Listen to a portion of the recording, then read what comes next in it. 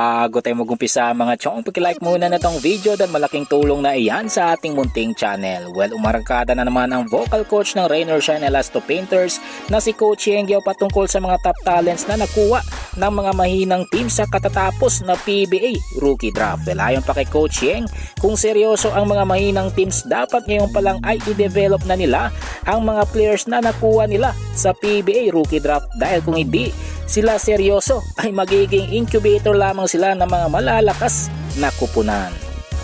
Ibang balita, punta naman tayo sa sensational rookie ng San Miguel Beermen ngayon. Walang iba kundi itong si Kitty Menes na masaya sa katatapos na PBA Rookie Draft. Well, ayon pa sa naging ambush interview dito kay Kitty Menes ay sinabi nito na hindi siya makapaniwala na kinuha siya ng San Miguel Beermen at makakasama niya sa isang kupunan itong si Terence Romeo. Kaya super thankful siya dahil natupad ang kanyang inaasam-asam na pangarap. So good luck na lamang dito sa basketball career ni Kitty Jimenez. Well, panghuli sa ating balita mga chong, patungkol naman sa bagong import na Magnolia Chicken Templados na si Tyler Bay na latang nag-enjoy sa PBA Rookie Draft kagabi. Well, ayon pa sa naging ambush interview dito kay Tyler Bay ay sinabi neto na na-impress siya sa presensya ng mga fans at isa ang Pilipinas sa may malalim na pagmamahal sa larong basketball. Kaya naman ipapakita niya sa mga fans next season kung ano ang kaya niyang maibigay sa kanyang bagong kupunan na Magnolia. Well mga chong, nandito na lang ang ating balitang PBA at syempre huwag kalimutan mag-subscribe at i-like itong video bilang